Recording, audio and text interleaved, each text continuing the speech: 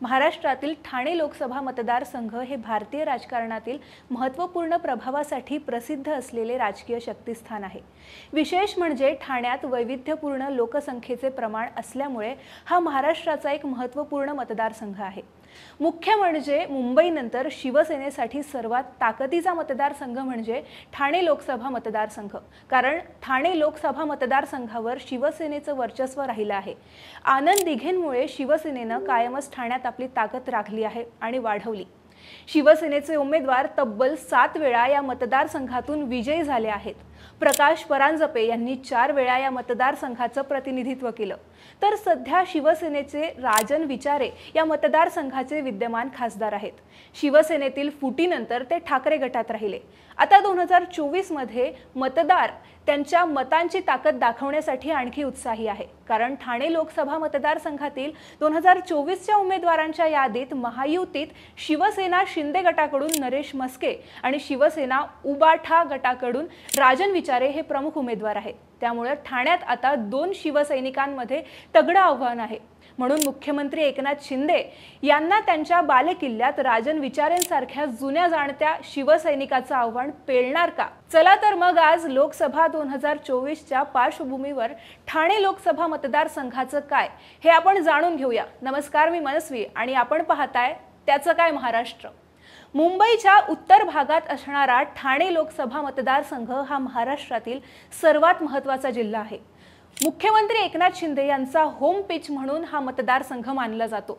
म्हणून याच मतदारसंघातून आता एकनाथ शिंदे यांच्या राजकीय भवितव्याची पहिली मोठी परीक्षा पार पडणार आहे, कारण उद्धव ठाकरे यांच्यापासून वेगळं होत शिंदे राज्याचे मुख्यमंत्री झाले। त्यांनी शिवसेना पक्ष आणि चिन्ह देखील मिळवलं आणि हे सर्व राजकीय नाट्य पार पडल्यानंतर एकनाथ शिंदे आता निवडणुकीच्या रिंगणात उतरले आहेत। शिवसेना राज्यात डझनाहून अधिक जागांवर आहे, मात्र 2 जागा शिवसेनेसाठी आणि एकनाथ शिंदे यांच्यासाठी सर्वाधिक प्रतिष्ठेच्या आहे।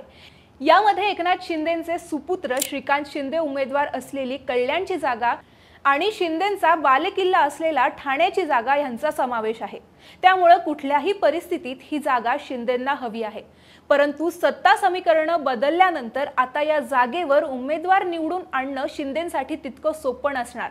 याचं कारण आहे ठाण्याचा ज्वलंत इतिहास। हा मतदारसंघ पहिल्याच खेपेत म्हणजे 1952 साली अस्तित्वात आला। त्यावेळी 1952 ते 1957 पर्यंत या मतदारसंघात 2 खासदार निवडून आले। त्यात भारतीय राष्ट्रीय काँग्रेसमधून खुल्या प्रवर्गातून गोविंद वर्तक आणि राखीव प्रवर्गातून अनंत नंदकर या जोडीने विजय मिळवला।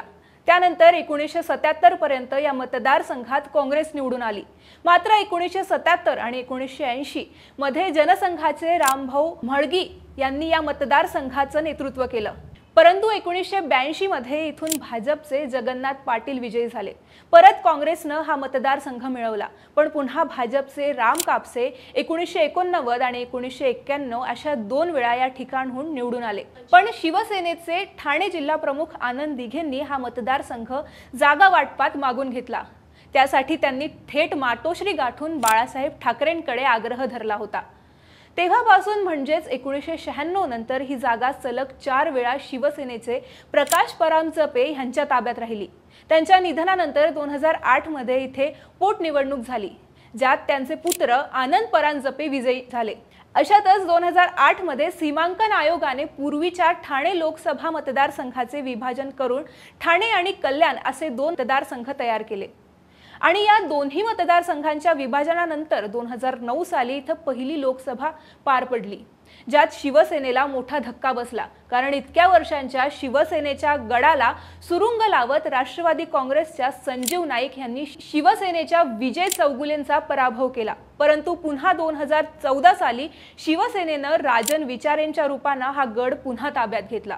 2019 साली सुद्धा राजन विचारे यांनी आपला विजय कायम ठेवला। त्यावेळी त्यांच्या विरोधात शिवसेनेतून नाराज होऊन काँग्रेसमध्ये गेलेले आनंद परांजपे होते। राजन विचारे यांनी तब्बल 4 लाखांचे मताधिक्य घेऊन आनंद परांजपे यांना चितपट केलं। 2019च्या विधानसभेनंतर मात्र राज्यात पूर्णपणे सत्तापालट झालं आणि महाविकास आघाडी नामक 3 पक्षाचे नवे सरकार उदयास आले आणि या सरकारच्या 2.5 वर्षातच पुन्हा सत्ता बदलाचा सामना महाराष्ट्राला करावा लागला। त्यामुळे ठाणे विधानसभा मतदारसंघातील आत्ताची राजकीय परिस्थिती बदलली तर ठाण्यात विधानसभेचे 6 मतदारसंघ आहे। मीरा भाईंदरमध्ये अपक्ष उमेदवार गीता जैन निवडून आल्या।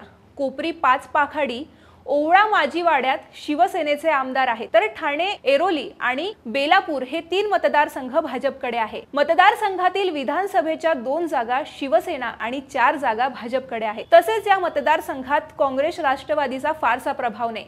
त्यात एकनाथ शिंदेंच्या बंडानंतर ठाणे महापालिकेतील जवळपास सगळे नगरसेवक शिंदे गटात गेले आहेत। स्वतः शिंदे कोपरीतून निवडून येतात, त्यामुळे ठाण्यावर त्यांचं वर्चस्व आहे।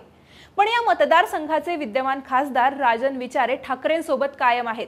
त्यांच्या पत्नी ठाण्याच्या माजी नगरसेविका आहेत, त्यामुळे येत्या निवडणुकीत विचारेंविरोधात म्हस्के ही लढत मोठ्या ताकदीची होणार यात शंकाच नाही। याच पार्श्वभूमीवर विचारेंची राजकीय कारकीर्द काय सांगते ते आपण पाहूया। एका मध्यमवर्गीय मराठी कुटुंबात राजन विचारेंचं बालपण गेलं। तरुणपणी बाळासाहेब ठाकरे यांच्या करिश्माकडे आकर्षित होत राजन विचारे यांनी शिवसेनेत प्रवेश केला। या काळात त्यांनी बराच संघर्ष केला। 1985 साली राजन विचारे यांनी शिवसेनेचा पूर्णवेळ कार्यकर्ता म्हणून काम करायला सुरुवात केली।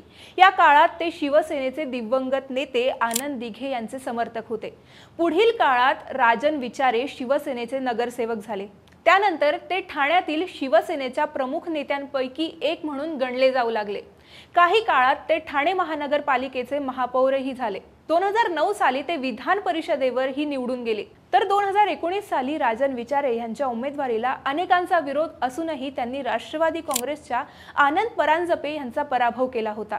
त्यांच्या या विजयात शिवसेनेचा मोठा वाटा असला तरी राजन विचारे यांचा दांडगा जनसंपर्क हा देखील विजयात तितकाच महत्त्वाचा फॅक्टर ठरला।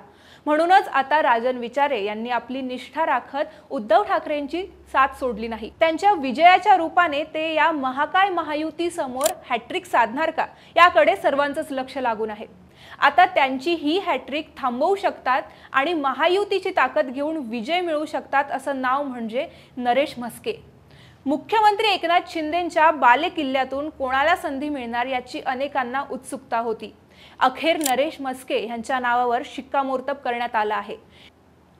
शिंदे यांच्या बंडानंतर आणि त्याही आधी शिवसेनेतील संघटनात्मक पातळीवर कामकाजाची ठोस माहिती असणारा नेता म्हणून म्हस्के यांची ओळख आहे। ठाणे पालिकेतील नगरसेवक म्हणून काम करणाऱ्या नरेश म्हस्के यांची 2012 ते 2015 या काळात सभागृह नेतेपदी आणि नंतर 21 नोव्हेंबर 2019 रोजी महापौरपदी नियुक्ती झाली।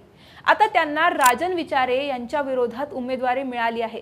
विशेष म्हणजे सर्वसामान्य शिवसैनिक, नगरसेवक, सभागृह नेते, महापौर या पदांवर काम केलेले या दोघही दिघे शिष्यांना नियतीने शिवसेनेच्या 2 गटांमधून एकमेकांसमोर उभं केलं आहे। त्यामुळे ही लढाई शिवसेना विरुद्ध शिवसेना अशी होणार असल्यानं शिवसैनिक आणि मतदार कोणाच्या पारड्यात मतदान करणार याकडे सर्वांचंच लक्ष लागलं आहे। आता या मतदारसंघात उत्तर भारतीयांची काही प्रमाणात मतं आहे, त्यामुळे ती देखील निर्णायक ठरू शकतात।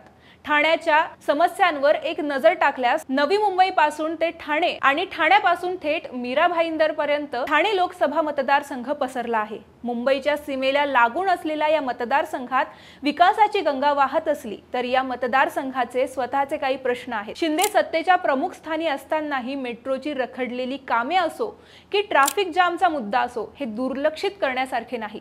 ठाण्यात धोकादायक इमारतीचा प्रश्न दरवर्षी पावसाळ्यात गंभीर रूप धारण करतो।